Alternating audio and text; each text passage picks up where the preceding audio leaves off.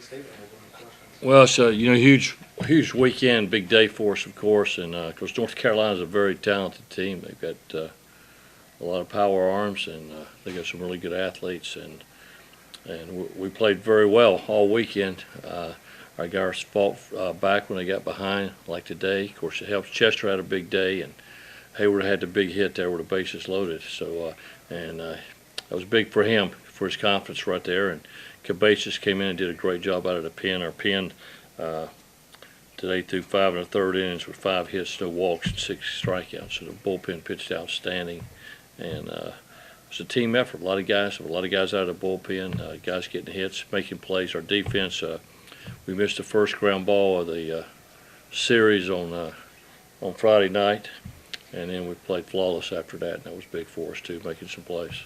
So it's a good team effort. I feel like pretty fundamental baseball. We played good. Obviously, it's not a spot you want to be in, falling behind early in games, but to see your team continually responding like that, especially these key clutch games that are going to be very important down the stretch for you, how good is it to see that resiliency over and over? Well, it's outstanding because we're beating guys that are good too. I mean, last night the starter topped out at 98. I don't know about today, but he pitched at 95, 96, and topped out at 98 when I saw the charts after the game, and we came back on him. Another big arm today for Carolina. They got some good arms coming out of the pen and their starter, so it's a very positive thing to know that our guys will keep battling. They can battle against these type guys, but we've seen so many. It's amazing. I don't think in my coaching career have I seen so many power arms in college baseball as I've seen this year, starting with that small school up in North Florida. I won't mention their name, and then the ACC with Louisville and Clemson and these guys right here. So we've seen a lot of great arms. When you see a Bartow go out there, Cabezas, young kids like that in those pressure spots, and to see them, come through for you, how big is that obviously, at this point?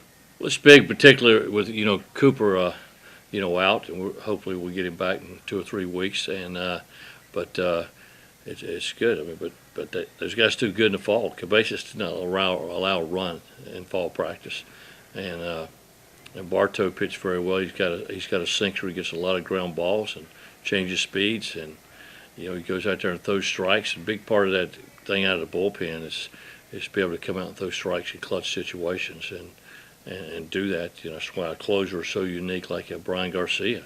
He goes after you, and not that he's got any better stuff than some other people. He's got good stuff, but the real deal is he's fearless out there on the hump, and he goes right after him. What did you see from Danny today? Why do you think he's strong in his command? Well, he's just overthrowing. I mean, from the time he went down to warm up in the bullpen, JD told me the first pitch he was overthrowing, and everything was up all day, and that doesn't work. I mean, we trying to, I came close to really taking him out there in the second inning, but the fact is, we wanted to be in our rotation, so he needs to pitch and he needs to battle back. He did. He threw better there in the third, and then. Just to get him out of there, Cabezas came in and did a good job. Well, I guess Pimentel came in and got the out, and Cabezas ended up pitching for a few innings. Jacob mentioned the confidence, just the way these guys, they look at a deficit and it's like, okay, I'm just keep chipping away.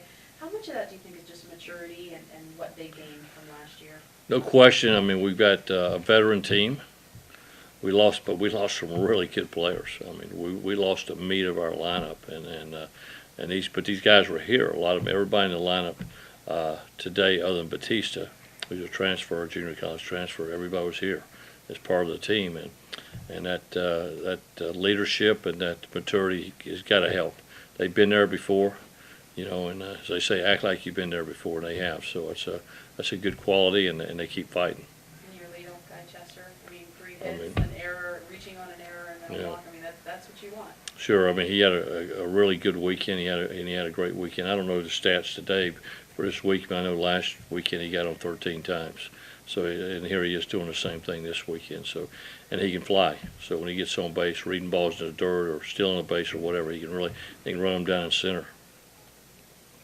Jim, one of the things I was talking to Coach Foxwell after the game down there was he was saying they couldn't find a way to get Chester out. What's kind of been the big difference for him? I guess in his approach from last year to this year, because he showed glimpses of that last year, but he was a young guy and wasn't, very consistent. I think, for him, it's just being selective at the plate, get better quality pitches to hit, and a maturity type thing. He's a guy in high school that they wanted to drop and drive, but he also ran a sub 6.3 60 in high school for the scouts, and which you don't time very often. And to me, he's a line drive guy that if he's going to be successful at the next level, he's got to get on base and hit line drives and accidentally hit a home run or two, but that's not going to be his deal. To me, that's just he's learning that part of the game. His buttons improved tremendously, but we work on it every practice, and he works on it every practice. So he's just maturing as a player.